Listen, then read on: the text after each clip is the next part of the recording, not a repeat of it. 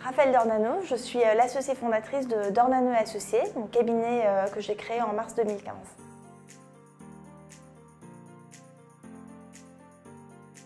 Sur le plan juridique, je suis extrêmement inspirée par Christine Lagarde, qui m'a toujours énormément inspirée, même avant de faire du droit, et c'est sans doute elle qui m'a donné envie en fait, de faire ce métier. Au-delà du fait qu'elle est extrêmement humaine, toujours très appréciée de ses pairs, et une pratique du sport toujours continue au fil des années. Sur un autre plan, je suis vraiment très inspirée par Napoléon Bonaparte, non pas par son côté despotique, mais parce que Napoléon Bonaparte a eu en fait en peu de temps un côté où il a toujours été extrêmement visionnaire, avec une très forte capacité d'anticipation, un fin stratège et quelqu'un qui, je pense, a bouleversé son époque. Donc il m'inspire énormément.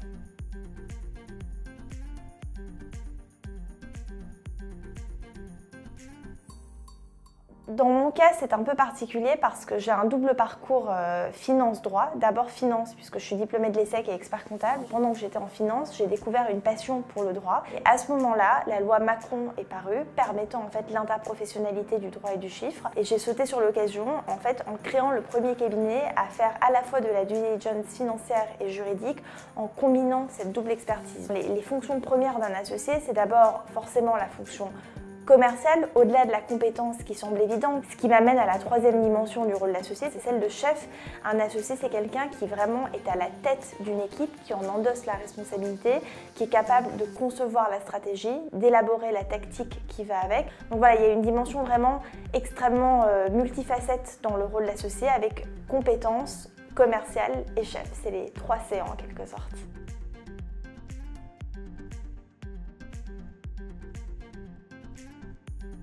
Dans mon cas, j'ai jamais été confrontée en interne à une potentielle différence de traitement du fait d'être une femme et non un homme. Je pense aujourd'hui qu'il y a des femmes brillantes qui ont su s'imposer dans le milieu du droit, dans le milieu des administrateurs judiciaires, dans le milieu de la finance. Je ne vois pas au quotidien l'obstacle d'être une femme, en sachant que j'attends mon deuxième enfant, donc j'ai quand même ce côté où je suis une femme avec une famille et une vraie volonté d'y consacrer du temps. On me dit souvent que les femmes qui réussissent en tant qu'associées sont des superwomen.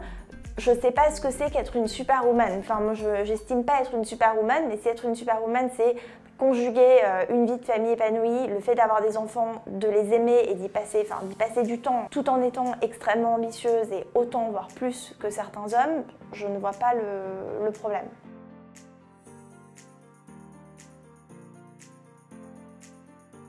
Tout simplement de prendre confiance en elles énormément, qu'elles démontrent chacune leur proposition de valeur et qu'elles trouvent leur place de façon légitime dans le cabinet, dans la hiérarchie. Donc je pense que déjà les femmes sont très bien placées pour saisir les nouvelles opportunités et pour aller sur des voies qui ne seraient peut-être pas explorées par des hommes qui sont parfois plus traditionnels. Donc ça nous donne, nous, femmes, un avantage par rapport à ça. Je pense aussi que les femmes doivent prendre confiance en elles, encore une fois, mais pour développer cette fois-ci leur côté commercial, sur le plan du relationnel, se dire qu'on a quelque chose en fait à apporter au client et qu'on est là pour lui apporter de la valeur ajoutée.